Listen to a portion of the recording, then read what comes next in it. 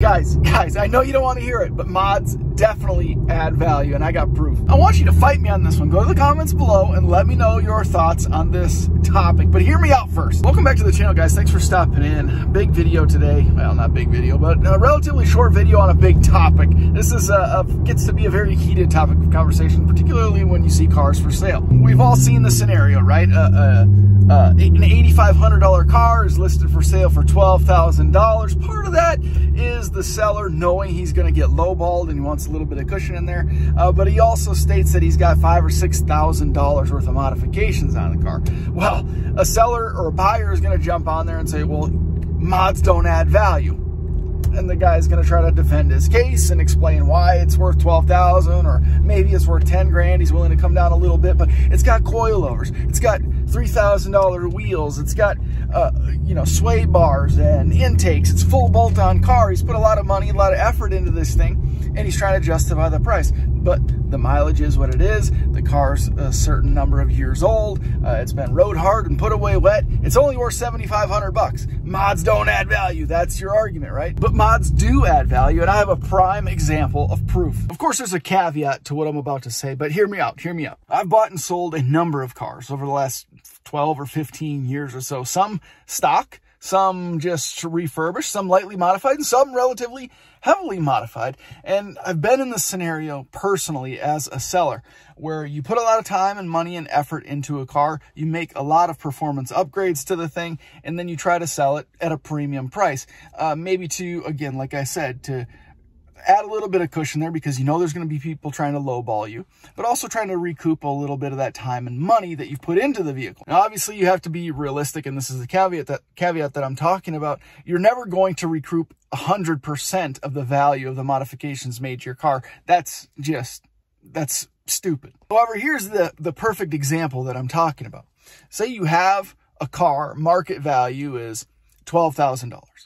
You've put $5,000 or $6,000 into modifications, and you've put a few thousand miles on the car. Modifications still relatively new, coilovers, wheels and tires, etc., etc. There's still a lot of life left in them, right? So you try to be reasonable. You list that thing, again, a reasonable value that most people would agree upon at $12,000. Again, you put $5,000 or $6,000 worth of modifications in it.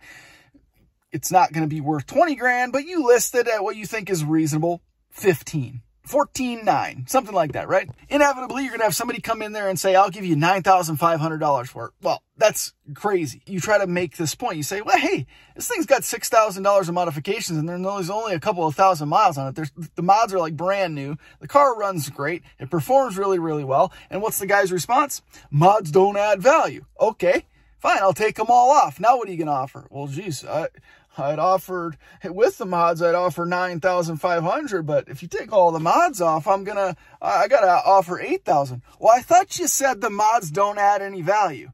But now all of a sudden I take all the modifications away and you drop your offer. It doesn't work like that. Another perfect example can be with something as simple as wheels and tires. You have a $12,000 car. You just recently put on a set of wheels and tires, but you're going a different route. Wheels and tires you paid $4,000 for this set, we'll say, right? So $16,000 in total value, in your opinion. Somebody offers you $10,000. You're like, well, no way, $10,000. I'm going to take the wheels and tires off for sure, and then we can talk. And they're going to say, no, I want $10,000 with the wheels and tires. Well, no. If you don't include the wheels and tires, I need the car for $8,000. Well, I thought modifications don't increase the value. There's a number of these examples. We can go on and on all day long about how people throw out offers and they try to tell you that modifications don't add value. But as soon as you say that you're going to take these parts off and you're going to sell it in stock form, all of a sudden the price drops. Well, mods add value. Clearly they add value. Now, again, there's a caveat. You got to be reasonable. You're never going to get the full value of the modifications out of them, of course. If the car's got cheap, crappy parts installed and they got 20,000 miles on them, they've been beat to hell, and the coilovers are seized up and the wheels are all curved and the tires are bald, of course, there's really not much value left in those because you're going to have to change the damn things out anyway. But there's certainly an argument to be made that certain modifications at a certain level of quality, at a certain level of whether they're new or old, that certainly makes a difference in the overall value of the vehicle.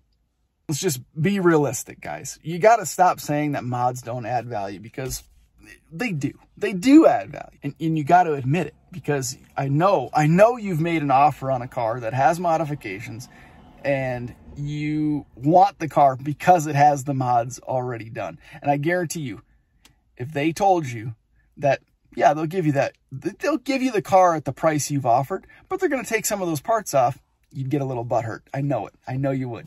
Thank you guys for watching. I appreciate it. Leave it down in the comments below what your thoughts are on this topic. It can become a heated topic of conversation, but I want to know what your guys' thoughts are. Thanks for watching. Thanks for the support. See you in the next one.